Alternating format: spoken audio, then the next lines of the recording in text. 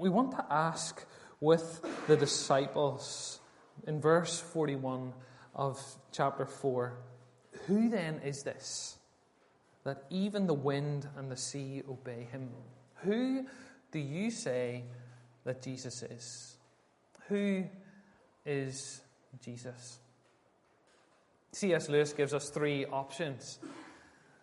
He says Jesus could be a liar. Jesus went about claiming that he was the God-man, God in human flesh, God come to dwell among us. So one option is he knew fine rightly that he wasn't the God-man, and really he was going around just spreading lies. Maybe you agree with that this morning. You're here and you say, that's what I think. C.S. Lewis says the second option is that Jesus was a lunatic. He was deluded. He thought he was the God-man. He thought that he was God in human flesh. And really we're to pity him. He didn't try and con us. He himself was conned. Do you agree with that? And the third option is that Jesus is God, that he is Lord. That really all the things that he was saying about himself were absolutely true. His claim of lordship, his claim of deity was absolutely true. And if that's the case, then we'll ask from this text, how do we respond? How do we respond? So first of all, we want to see that Jesus is God. Jesus is God. Look, first of all, at his power over creation in verse 35 to 41. Jesus has power over creation. If we look at the Old Testament, we look into the Psalm 107, verses 23 to 30, we see the psalmist telling us that the only person that can cause storms in the sea, the only person that can calm storms in the sea is God of very God, the Lord over all. So we see in verses 35 to 41, the disciples and Jesus are in a boat and there is a storm about them. It's a great storm. So who is in control here? Who has caused this storm? We know that it's God who is in control. The Old Testament, even look at the encounter with Jonah in the boat. He's running away from God. And God causes this storm. And the only thing that will appease the storm, will appease God, is turning Jonah overboard. The one who is in rebellion against God, running from God. The only thing that will appease God is turning Jonah overboard. God is in control. Only God can stop the storm. So look at verse 39. Jesus gets up and he says, "Peace, be still." Now, is this a fluke, we ask? Did Jesus, who really wasn't God, just happen to say that just at the time when the storm was calming? Well, Mark puts our minds at ease. Look at verse 39. And the wind ceased, and there was a great calm. Now, I used to live in Carrickfergus, right beside the sea, so when you had storms that had come in off the sea, the sea was choppy, the waves were coming up over the shore onto the road. It was ferocious. And as the winds and the rain and the storm died down, still the sea was choppy. It didn't just stop immediately. But here the text says, and there was a great calm. We could even translate it as a dead calm. Mark is saying that the Sea of Galilee was like glass. There's a direct cause and effect. Jesus stilled the storm. Jesus, by his very words, had power over creation. What's the text saying? That Jesus is God. You ever tried to stop the tide? You know, maybe as a kid, maybe with your kids or grandkids, you build that little wall on the shore. Let's stop the sea from coming in. You might get a high wall. It might be great, but eventually the tide comes in, washes over that wall, breaks down that wall of sand. Because you can't stop the tide. Man can't stop the tide. Man can't stop the sea. Jesus, who is God, stilled the storm. Secondly, let's look at verses 1 to 20 of chapter 5, and we see how Jesus has power over the enemy. Look at verses 3 and 4. Jesus comes off the boat onto the shore, and he's met with this man who he lived among the tombs, and no one could bind him. No one. Not even a chain, for he had often been bound with shackles and chains, and he wrenched the chains apart, and he broke the shackles in pieces. Again, it says, no one had the strength to subdue him. See that repetition? No one. But what does he do when he sees Jesus? He sees Jesus from afar off. He catches him, and he runs for him. Now, I'm sure he did this with a lot of people. People were terrified of this man. But he runs to Jesus, and he falls before him. Bet you he didn't do that with any other man. He runs before him. He falls before him. Look at verse 9. Jesus asks him his name, and he replied, "My name is Legion, for we are many." So this isn't just a man that's possessed with one spirit. He's possessed with many spirits. The idea is this is a strong man that's before him. No one could hold him down. No one could suppress him. But what does Jesus do? This man falls at his feet. The demons recognize who he is, and they beg him, "Do not send us out of this country." So what does Jesus do? Look at verse 13. Look at these first few words. So he gave them permission. Who gives permission? Someone who has power gives permission. Jesus has power over the enemy. No man could stop this man possessed with unclean spirits. But Jesus has the power over the enemy in this case. And he cleanses this man. He casts out the demons by simply giving permission. See that Jesus is God. He has power. Finally, we see that he has power over sickness and death. This is this big section at the end of chapter 5 from verse 21 to verse 43. He meets two women, a 12-year-old girl and this desperate woman who has suffered with illness for 12 years. Let's think about her first. 12 years she's had this discharge of blood. That would make her unclean in that culture, in that time. She would have been cast out, expelled from the society. She would have been seen as unclean. Now she has gone to all lengths to try and have her condition changed. Look at verse 26. She who had suffered under many physicians. She had gone to many people, many humans to try and get healing. Not only is she suffering from the disease, she suffered from them. She suffered under many physicians. She paid more people, and she was broke. She had nothing left to give. She was hopeless and suffering for 12 years. Now let's look at what she does. She doesn't pay Jesus any money. She doesn't ask him for healing. She touches the clothes on his back, and she is healed. Do you see the glory of the Lord Jesus in this text? Touching his clothes heals this woman who had no hope of healing from any human intervention. Let's look at the 12-year-old daughter of this man, Jairus, as well.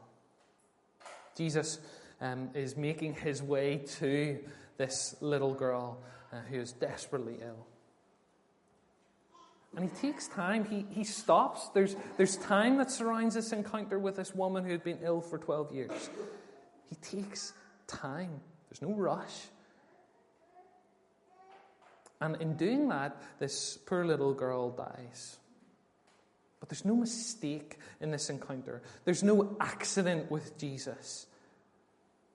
He says, do not worry. Says to Jairus, do not fear. And he goes and he raises this little girl from the dead. Elijah and Elisha raise children from the dead in the Old Testament. But what do? They come before God and they pray. They beg God to intervene. What does Jesus do here? He speaks to her softly and gently and says, little girl, arise. See the power of the Lord Jesus here? Do you see his glory in this text?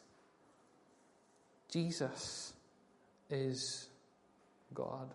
These two words that he uses, Talitha Kumi, there's so much love and endearment in these words. Talitha was a word that was a very tender word. You know, like how you would speak to your own children as opposed to someone else's children. You know, maybe say, oh, we love, we lamb, whatever your pet word for your children might be. That's how Jesus addresses her. Just like a parent waking her on a sunny summer's day. He says, Talitha Kumi, little girl, arise. By the power of his words, he brings her to life again. Do you see clearly in our reading from Mark chapter 5, the power of the Lord Jesus, the very fact that he is God. We see it even in his demeanor. So you can imagine the disciples on that boat in the middle of this stormy sea, piling on the water. The boat was sinking. What was Jesus doing? He was sleeping. What about the encounter with this demon-possessed man? There isn't this wrestle, this tussle, this big fight. Jesus simply gives them permission to leave. See the demeanor of the Son of God. Think even of this woman who'd been ill for 12 years. He stopped with her. He took time. He wasn't rushing. Oh, listen, I've got to go and see this other really ill little girl. There's no rush. He takes his time because he is the Son of God. Think even of how he talks to the mourners in verse 39. And when he had entered, he said to them, why are you making a commotion and weeping? The child is not dead, but is sleeping. Do you see the tenderness in the words there? He's not panicked. There's no rush. Jesus is the Son of God. And I wonder, do you see that in the text? Or maybe even this morning as you're sitting here in church, there's something in you that's doubting. You're saying, how can we believe this ancient text that is in front of us? How do we know it's true? Well, I wonder if, as we were reading the text this morning, did you notice little insignificant details? Things that didn't really advance the story. Look again with me at the text. Look at verse 35 in chapter 4, verse 36. Now Mark's telling this story. What does he say at the end of verse 36? He says, and other boats were with them. Now that doesn't really advance the story, does it? That's a little tacked on fact. Let's keep going. Look at verse 38. Jesus is asleep on a cushion. Again, it's another little fact that we didn't really need to know. He was asleep, okay, but he was asleep on a cushion. Right? We'll keep going. Verse 20 of chapter 5. And he went away and began to proclaim in the Decapolis how much Jesus had done for him. Again, it's another little fact that we didn't really need to know. Look at verse 22. He names this leader of the synagogue. I think we'd have been happy just to read it was a leader of the synagogue that came to Jesus. But he names him. Look at the details in verse 26. He knows the details of this woman's story. She had suffered under many physicians and had spent all that she had, and in fact was no better, but rather grew worse. How would Mark have known these details? Something that confuses us even more is verse 37 of chapter 5. Jesus goes into this room with Peter, James, and John. Not Peter, James, and John and Mark.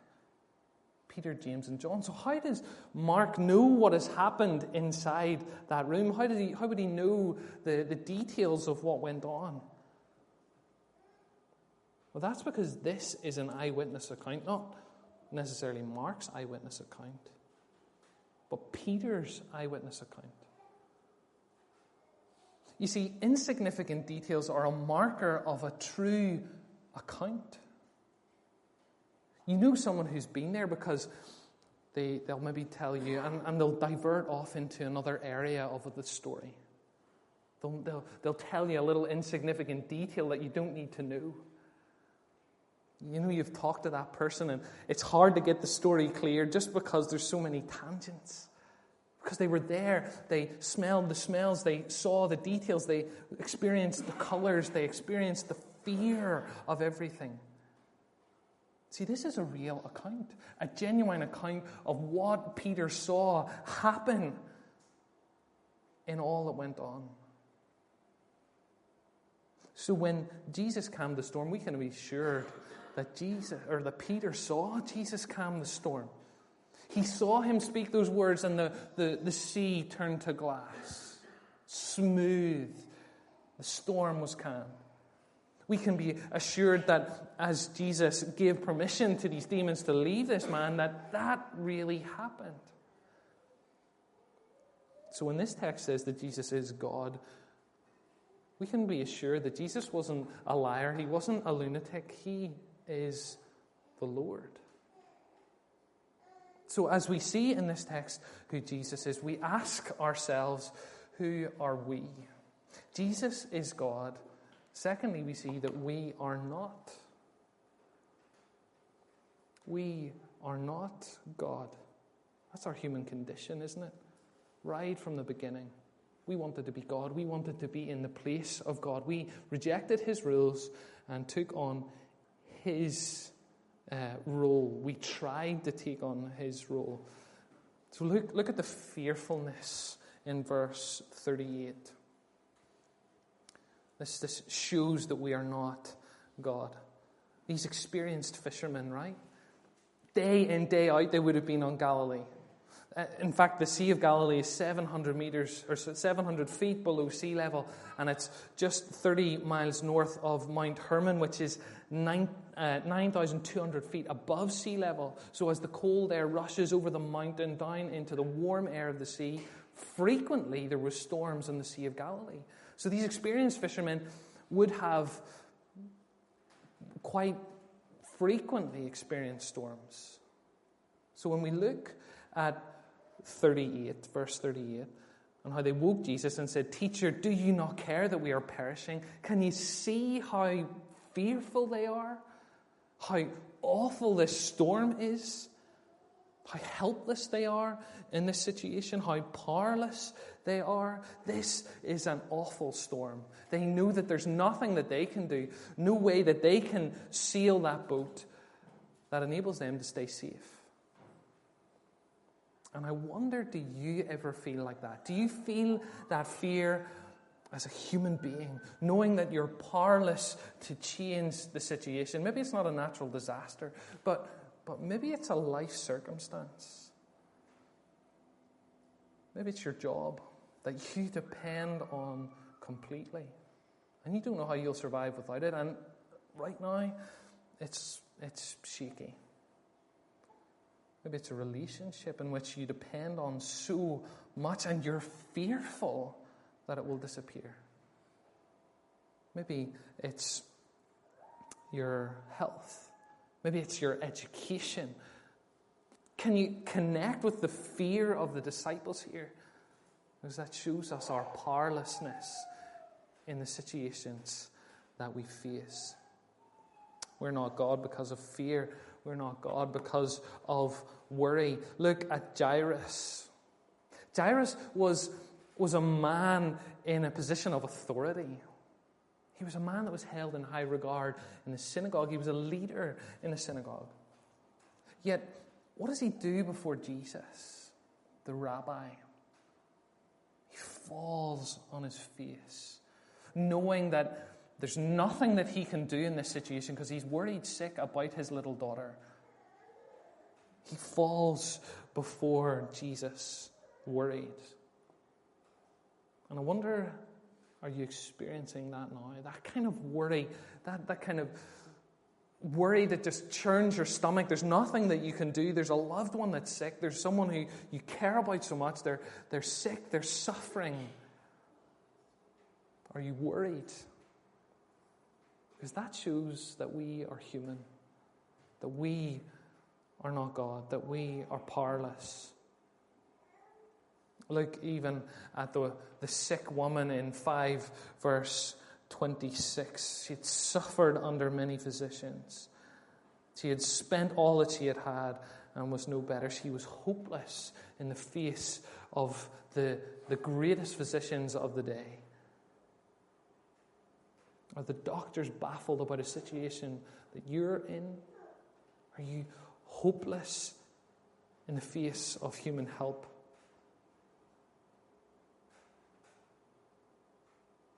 We see that we are not God. We see that Jesus is God. We see the power of him in this encounter. But we see the weakness of humanity in these encounters as well. And so we ask, how do we respond? How do we respond when we see who Jesus is, when we see who we are? How do we respond? Well, first of all, we see that fear is wrong. Look at the disciples in the middle of this storm in the sea, and it's calmed by the very words of Jesus. What do? And they were filled with great fear and said to one another, "Who then is this, that even the wind and the sea obey him?" They're scared. They're terrified as they see Jesus perform this amazing miracle. They're terrified of who he is. Now, some people might say, well, this is actually a reverent fear. This is a good fear. It's a healthy fear. And yes, we should have a reverent fear before God. But in the context of these three encounters, we see that fear is a negative thing. Because that's chapter 4, verse 41. Let's look at chapter 5, verse 17.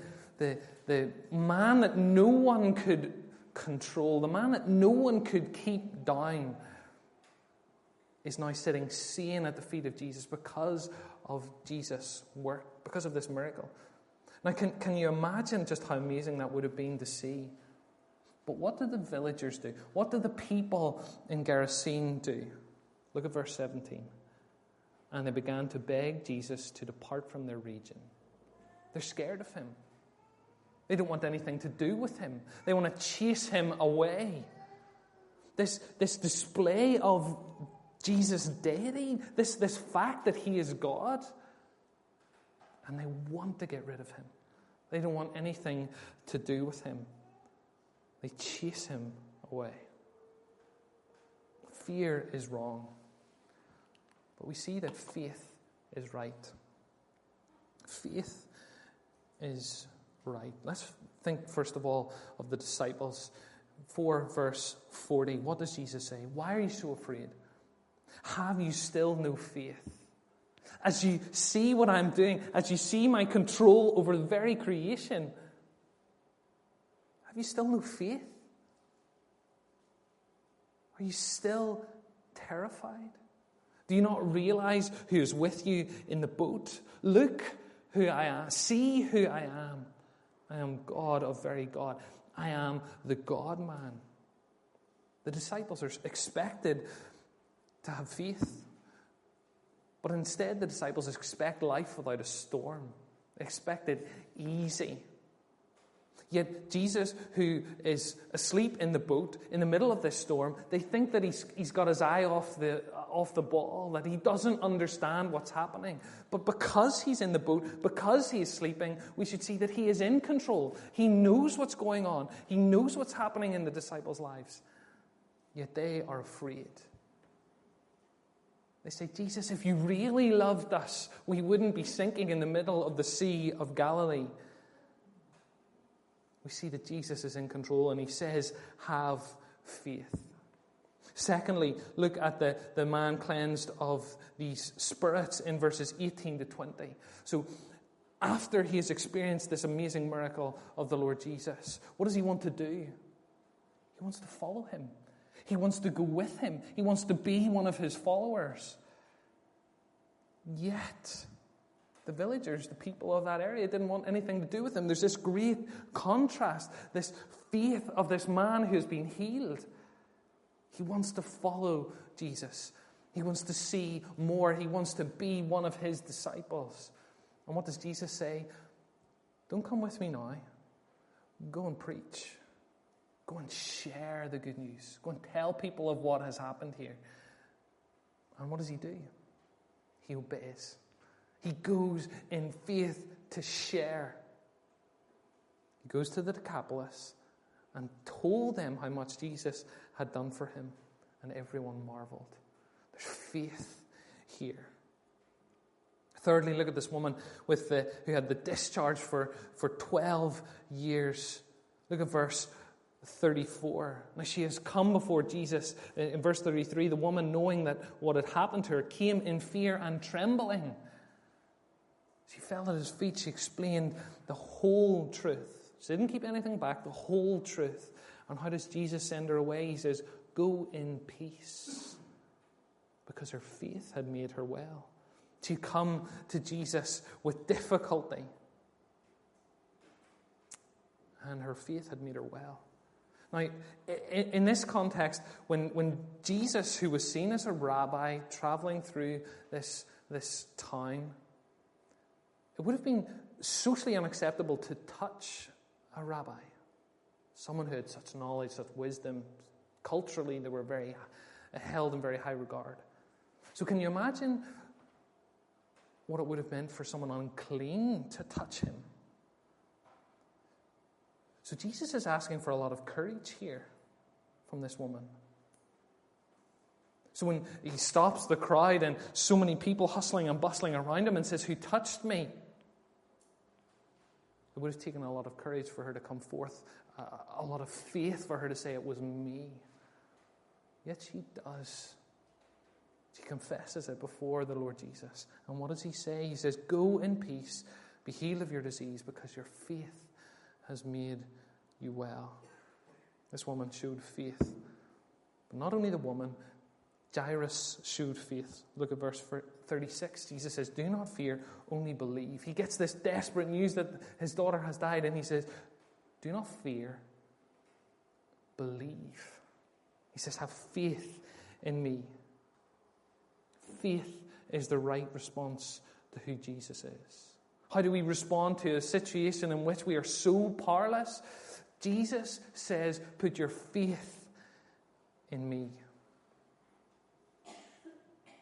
You may be aware of Jim Elliot, that missionary who was going to share the good news with this tribe in Ecuador. And unfortunately, he was killed. Listen to the words of his widow, Elizabeth Elliot. She says, God is God, and since he is God, he is worthy of my worship and my service. I will find rest nowhere else but in his will. And that will is necessarily infinitely, immeasurably, unspeakably beyond my largest notions of what he is up to. Because Jesus is God, because God is God, the only response in these situations is faith. That's how we should respond to the Lord Jesus. Now, we're not saying in a kind of prosperity gospel way that This kind of faith will ensure that we never face sickness, that we never face difficulty, that we are safe from all harm. But just as Elizabeth Elliot is saying, we have faith that there is a higher purpose, that Jesus is in control, just as he was in control in the boat, just as he was in control when he meets this man possessed with demons, just as he was in control as he meets this woman who was sick, just as he was in control with Jairus' daughter. We have faith that there's a higher purpose. Charles Spurgeon captures this so well when he says, God is too good to be unkind. He is too wise to be confused. If I cannot trace his hand, I can always trust his heart. If I cannot trace his hand, I can always trust his heart. In face of a situation in which we are so powerless, if we cannot trace God's hand, we must always trust his heart. And how can we trust God? How can we know that he is in control in the situation? How can he know, or how can we know that he is working out his higher purpose? Well, we have an advantage over the people that saw these happenings, because as we pan out and as we look to the end of the Gospel of Mark, we know that when it was most difficult to obey the will of God, for Jesus to go to the cross in our place, when it was most difficult as he, the perfect one, took our sin on the cross, when it was most difficult, Jesus obeyed the Father's will. Jesus took our punishment in our place. How can we know that we can trust the heart of God? Well, as we see the bread and the cup before us, we know that we can trust God because of the work of the Lord Jesus in our place. So who do you say that Jesus is? Was he a liar? It doesn't seem so. Was he deluded? There's no evidence of that in this text. Is he Lord? This text screams to us that he is Lord. So let me ask, how do you respond to him this morning? Is it fear or is it faith?